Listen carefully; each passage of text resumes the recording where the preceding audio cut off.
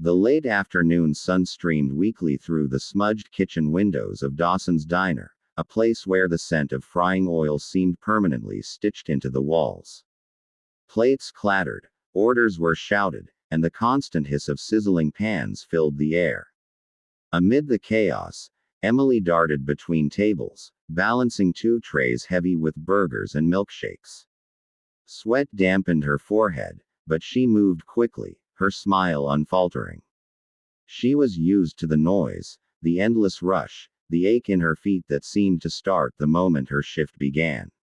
But what no one knew was that Emily had another world, a world hidden away in her battered laptop, tucked in her backpack by the sink. Whenever she caught a moment between refilling coffee cups and delivering orders, she would slip into the kitchen, pull out the laptop, and type with lightning speed. Emily wasn't just a waitress. She was a coder. The others thought she was odd. Most of the staff took breaks scrolling through social media, gossiping, or sneaking outside for a smoke. Emily, however, opened endless pages of code, lines and lines of strange symbols and numbers that no one else could understand. To her, they weren't just numbers. They were puzzles, challenges, possibilities. She had once been a computer science student, full of ambition, destined for something greater. Her professors had admired her sharpness, the way she could untangle complex problems faster than most of her peers. But those dreams had collapsed the day her father was diagnosed with a rare heart condition. Medical bills piled up. Her mother cried quietly at night, thinking no one heard. And Emily, unwilling to watch her family sink deeper into debt, dropped out of college and took the first job she could find, waiting tables at Dawson's. She told herself it was temporary. But weeks turned into months, and months into a year. She was stuck, trapped. Yet, she refused to let her dream die. Every spare second, she coded. It was her escape, her way of keeping her mind alive. That afternoon, she was deep into a problem on her screen, a simulation of a data vulnerability she had been studying. Her fingers danced over the keyboard, eyes flicking across lines of text that seemed incomprehensible to most but sang like music to her. She was so absorbed she didn't notice the man who had just walked into the kitchen, following the head chef who was nervously wringing his hands. Victor Hale was not a man who went unnoticed. At 6 feet tall, dressed in a sharp navy suit that looked like it belonged on the cover of Forbes, he carried himself with the kind of authority that made people step aside without thinking. His dark eyes scanned the cluttered kitchen with mild irritation. He wasn't supposed to be here. He rarely set foot in places like this. But his schedule had run late, his driver had suggested the diner, and now, after waiting far too long for his meal, he had decided to investigate the source of the delay himself. The chef stammered apologies, promising the order would be ready in just a few minutes. But Victor wasn't listening anymore. His gaze had landed on Emily. At first, he thought she was simply wasting time, some young employee sneaking a break. But then he caught a glimpse of her screen. His brow furrowed. That wasn't random typing. That was code. He stepped closer, curiosity overcoming his annoyance. Emily didn't notice him until he spoke, his voice cutting through the noise of clattering pans. "You know what you're doing?" he asked, his tone measured but carrying an edge of disbelief. Emily jerked upright, nearly knocking her laptop to the floor. Her heart raced. She had been caught. Panic shot through her veins. If the manager found out she was using her laptop during her shift, she'd be scolded, maybe even fired. And she couldn't afford to lose this job. I'm sorry, she stammered, her voice trembling. "It's nothing serious. I was just practicing. Just keeping busy." Victor's eyes narrowed as he leaned slightly over, scanning her screen. He froze. What he saw wasn't just practice. It was a near-perfect attempt at addressing a complex security vulnerability. A vulnerability his own billion-dollar company, Hale Technologies, had been battling for weeks. His engineers, some of the highest paid in the industry, had been pulling sleepless nights, and still, the problem persisted. The company's servers were at risk, their clients nervous, stock prices trembling. Yet here, in a greasy kitchen, a waitress in a faded apron had just written code that mirrored the solution his teams had been chasing. This, he muttered under his breath, almost to himself, this isn't nothing. Emily swallowed hard, her palms sweaty. I didn't mean to cause trouble. Coding helps me stay sane. It's like solving a puzzle. I don't really belong here. Victor's gaze softened, though his expression remained unreadable. He studied her. Her nervous stance, her tired eyes, the way she clutched her laptop like it was her lifeline. What exactly are you working on? He asked. She hesitated, unsure if he was mocking her. But something in his tone told her he was genuinely curious. So she explained. Carefully, nervously, she described the problem she had set up, the loophole in the system, and the way she was attempting to patch it. Her words started haltingly, but as she dove deeper into the explanation, passion took over. She forgot for a moment who she was speaking to, forgot the noise of the kitchen, forgot her stained apron and aching feet. She was just Emily, the coder, alive in the world she loved. Victor listened intently, his mind racing. She was brilliant. Not just good. Brilliant. And what struck him most was her natural way of explaining, her ability to simplify a complex issue without losing its depth. That was rare. When she finally stopped, realizing she had probably said too much, she bit her lip and looked down. Sorry. I get carried away sometimes. But Victor was smiling faintly now, something his employees rarely saw. He extended his hand. You may have just solved something that has cost my company millions, he said quietly. What's your name? Emily blinked at him, wide-eyed. Emily. Emily Carter. Emily, he repeated, as if testing how it sounded. Then, with a decisive tone that brooked no argument, he said, I need to see more of what you can do. Emily stood frozen, her heart pounding. She had no idea that this single moment, this chance encounter in a noisy diner kitchen, was about to change her life forever. The clamor of the diner faded behind Emily as she stepped into the sleek black car waiting at the curb. The leather seats smelled expensive, the silence inside so different from the chaotic kitchen she had just left. She sat stiffly, her backpack clutched on her lap, heart racing as the car pulled away from Dawson's diner. Across from her, Victor Hale studied her carefully.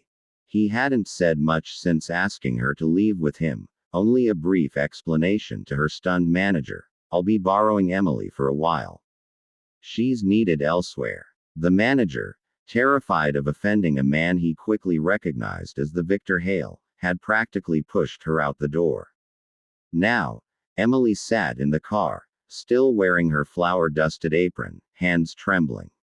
She had no idea what she had agreed to, only that this man, the billionaire whose face she had seen in countless magazine articles, was suddenly interested in her.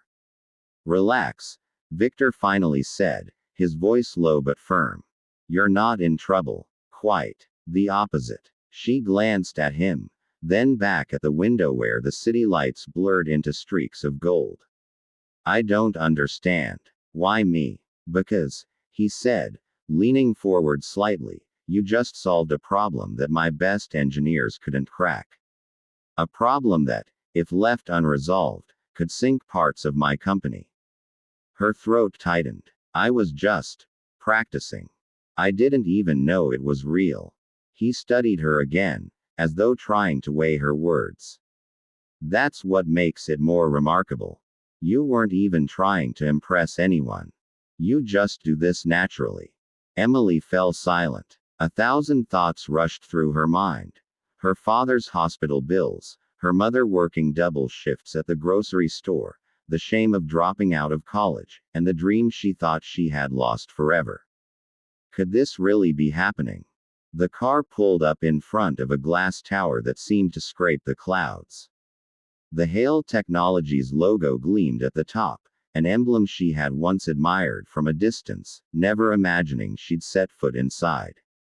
As they entered the lobby, employees stopped mid-step, staring. Whispers spread like wildfire. Victor Hale doesn't bring strangers here. Who is she? Victor didn't explain. He simply led Emily straight to the elevator, pressing the button for the top floor. As the doors slid shut, Emily felt the weight of the moment. Her apron suddenly felt ridiculous, her sneakers out of place against the polished marble floors. When the elevator doors opened, she was ushered into a boardroom filled with executives, engineers, and senior managers. Their faces lit up in confusion when they saw her, this tired waitress with tangled hair and a second-hand backpack. Victor didn't give them time to question. He gestured toward Emily. This young woman is about to show you what true talent looks like. Emily froze, her stomach twisting. Wait. I can't.